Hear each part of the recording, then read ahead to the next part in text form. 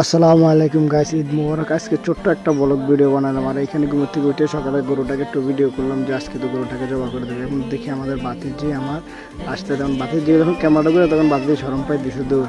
পরে আমরা গা বছর দিয়ে ঈদের নামাজ পড়তে চলে যাই। এমন ঈদের নামাজ পড়ার শেষে দেখি হুজুর এখানে খোদ্া দিতে আছে এবং সবাই এখানে খোদ্া শোনার জন্য বসে রয়েছে।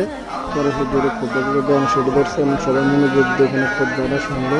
শোনার পরে এখানে আমরা সবাই যখন দুরূদ শরীফ পড়ি তখন আবার সবাই দাঁড়িয়ে যায়। এখন তারপরে যখন হুজুর দুরূদ শরীফ পড়া শুরু হয়েছে তখন সবাই বসার থেকে দাঁড়িয়ে গেছে এবং সবাই মিলে পরে দুরূদ শরীফ পড়লো এবং দুরূদ শরীফ পড়ার পর আমিও পড়লাম দাঁড়িয়ে। এখন তাদের দুরূদ শরীফ পড়া শুরু করছি। দুরূদ শরীফ পড়ার পরে আমরা সবাই এখানে ঈদের নামাজ শেষ করে মোনাজাত ধরে আবার সবাই বেরিয়ে যেতে আছে, আবার একজনের সাথে কোলাকুলি দিতে আছে।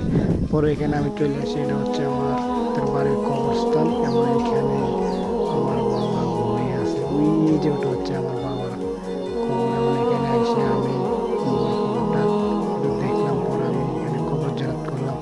কবর জিয়ারত করার পরে এখান থেকে আমি চলে যাই এবং যাওয়ার পথে দেখি বাড়ির পোলাপানকে আমি বকশিস দিলাম।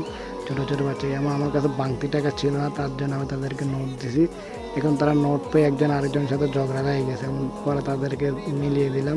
মিলিয়ে দিয়ে এখানে বাড়িতে এসে পোশাক পাল্টালাম। পোশাক পাল্টা এখানে গরুর দ্বারা চলে আসলাম এবং গরু জবা করার জন্য সবাই মিলে প্রস্তুতি নিয়ে নিল। তারপর গরুটাকে সবাই